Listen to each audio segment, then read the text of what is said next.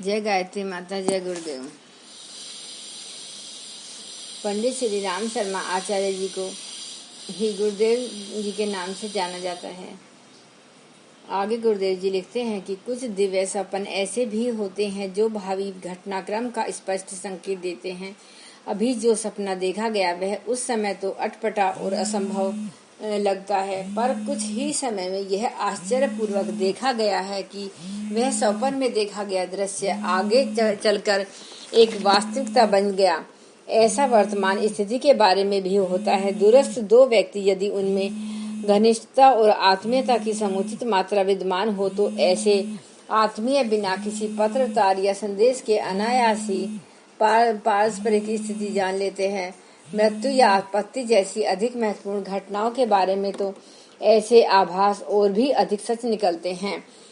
To experiences in prophecy नामक पुस्तक की लेखिका मार्टिन एबान ने 4 काले घोड़े नामक शीर्षक से अपने जीवन के उन 4 सपनों का वर्णन बड़े ही मार्मिक ढंग से प्रस्तुत किया है। वह इस तरह है। मुझे अनेक बार अपने परिवार और परिचित मित्रों की मृत्यु का पूर्वाभास एक ही ढंग से हुआ है। पहला सपन मुझे तब आया जब मैं छोटी बच्ची थी। मैंने देखा मैं एक ऐसी घोड़ा गाड़ी में सवार हूँ जिसमें 4 काले घोड़े जुते हुए हैं। जैसे ही मैं गाड़ी में बैठी, किसी अदृश्य शक्ति ने मुझे कुछ आदेश दिए। गाड़ी एक मकान के किनारे पर रुक गई। उसके पिछले भाग में गई 2 कमरों के बीच एक शयन कक्ष पड़ता था, जहाँ वहां पहुंचकर मुझे ऐसा लगा कोई अधेड़ आयु लेटा है। उसकी सांस से दुर्गंध निकल रही है। मैं चिल्लाई, पर उस व्यक्ति पर उसका कोई असर नहीं हुआ। इसी बीच मुझे अनेक स्त्रियां दिखाई दी। उन्होंने एक कम उम्र की प्रौढ़ा को घेर रखा था और उसे धीरज बंधा रही थी।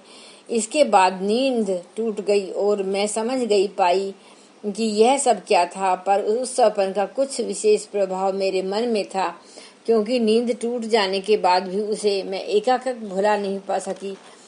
वह दृश्य बार बार मस्तिष्क में उठता रहा और मैं उपेक्षा करती रही। अब सोचती हूँ, ऐसी उपेक्षाओं ने ही मनुष्य जीवन के अनेक आवश्यक आध्यात्मिक पहलुओं को गौण बना दिया है। उसी के फलस्वरूप मनुष्य जीवन सत्य से दूर हटता चला जा रहा है। उन दिनों में टोरंटो की एक मीटिंग में भाग लेने गई थी। दूसरे ही दिन मेरे कमरे की साथी आलिंदा, जो कि क्यूबेक की निवासिनी थी, ने मुझे बुलाया और बताया कि उसके पिता बीमार हैं। उसके कुछ दिन बाद ही पिता की मृत्यु समाचार भी आ गया। बस इस घटना का पहला पटाक्षेप यही हो गया। उसी वर्ष जुलाई में ही क्यूबेक शहर गई। अचानक मेरी दृष्टि एक मकान पर स्थित हो गई। मैंने देखा हूबहू वही मकान जिसे मैंने सपन में देखा था। 2 कमरे, बीच में शयन कक्ष। उसी कमरे में एक चित्र टंगा था, तो बिल्कुल उसी आकृति का था जैसे मैंने सपन में देखा था। यह मकान ओलिंदा का था और उसने ही बताया यह चित्र उसके पिता का है। तो मैं स्तब्ध रह गई और सोचने लगी, क्या वह सपन मुझे इसी घटना के पूर्वाभास के बारे में दिखा था? यदि ऐसा ही था तो सपन ओलिंदा को क्यों नहीं दिखा? क्या मेरी मानसिक स्थिति धर्ममुखी और पवित्र होने के कारण सपन मुझे स्पष्ट दिखा और ओलिंदा को न दिखा? यह प्रश्न सोचते सोचते मैं एक गहराई में डूब गई और यह मानने लगती हूँ कि इस संसार में सचमुच ही कोई सर्वव्यापी सर्वद्रष्टा शक्ति है जो मनुष्य उसमें खो जाता है, जो तो सपन भी वैसा ही अनुभव करने लगता है। पूर्वाभास वाले सपने रात्रि प्राय के अंतिम पहर में ही आते हैं, जब तक शारीरिक मानसिक थकान दूर हो लेती है। ब्रह्म मुहूर्त की प्रभातकालीन ब्रह्म चेतना जीवनदायिनी वायु के साथ साथ अदृश्य जगत की सूचनाओं का प्रभाव भी साथ ही लिए फिरती है। जिनका मन अपेक्षाकृत अधिक निर्मल है, वे प्राय ऐसे संकेतों का अनायास अनुभूतियों में अथवा सपन संकेतों के बारे में समझ लेते हैं। जिन लोगों के बीच गहरी घनिष्ठता है, उनकी तत्कालिक स्थिति का विवरण उतने मन, दर्पण, दूरदर्शी टेलीविजन की तरह देखा और दूरभाषी टेलीफोन की तरह सुना जा सकता है। उस प्रकार की यथार्थ परिचय संकेत देने वाले सपनों को दिव्य सपन भी कहा जा सकता है। सच होने वाले सपनों की संख्या कम नहीं है।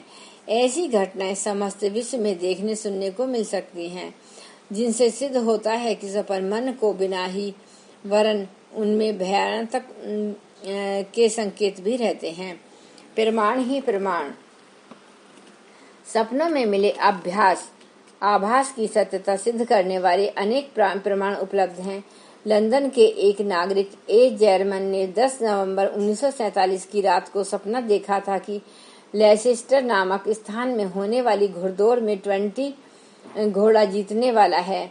वह सवेरे उठते ही घुड़दौड़ की इनामी टिकट बेचने वाली कैम्बल कंपनी के डायरेक्टर श्री एमवी कैम्बेल से मिले और 20 नवंबर के घोड़े पर दाव लगाने के लिए उन्हें धन प्रस्तुत किया। वास्तव में इतने घोड़े दौड़ने वाले नहीं थे। उन्होंने कह दिया 20 नंबर का घोड़ा कोई नहीं है। निराश जर्मन अपना धन वापस लेकर लौट आए। घुड़दौड़ यथा समय हुई, पर 17 नवंबर के अखबारों में छपा कि 20 नामक घोड़ा जीता और उस पर दाव लगाने वालों को पुरस्कार मिले।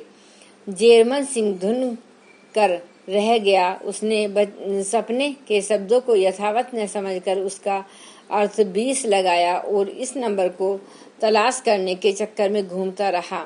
पैसा तो उसे नहीं मिला, पर सपने की सार्थकता को प्रमाणित करते हुए केमलब कंपनी ने यह प्रकाशित कराया कि वस्तुतः जर्मन का सपना सही था और उसने उस नंबर के बारे में बहुत पूछताछ और बहुत झंझट किया, पर घोड़े के नाम और नंबर का भ्रम खड़ा हो जाने से वह टिकट प्राप्त नहीं हो सका।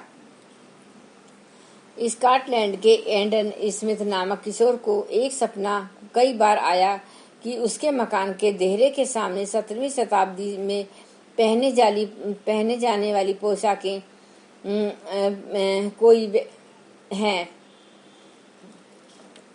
पहने हुए कोई व्यक्ति खुदाई करता है। मकान के देहरे के सामने 17वीं शताब्दी में पहने जाने वाली पोशाक पहने हुए कोई व्यक्ति खुदाई करता है। लड़के ने अपने घर में यह बात कही। खुदाई की गई तो तांबे के एक बर्तन में 80 स्वर्ण मुद्राएं निकली जो 17वीं शताब्दी की थी। स्पेन के एक रेलवे कर्मचारी की 3 लड़कियां थीं।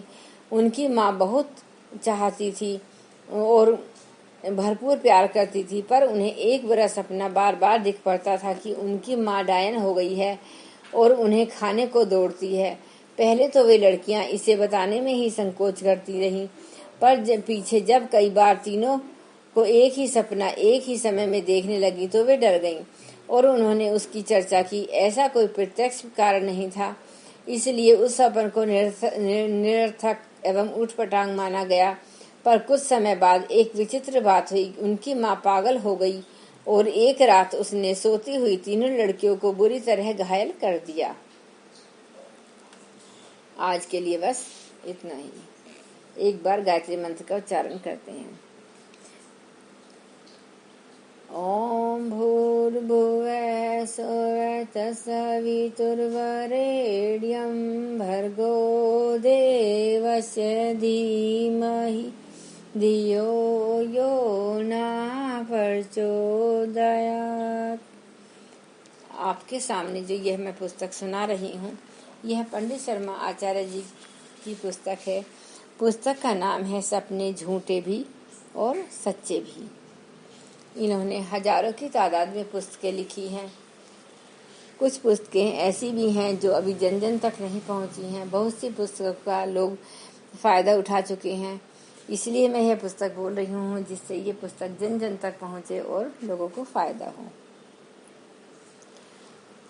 जय माता दी।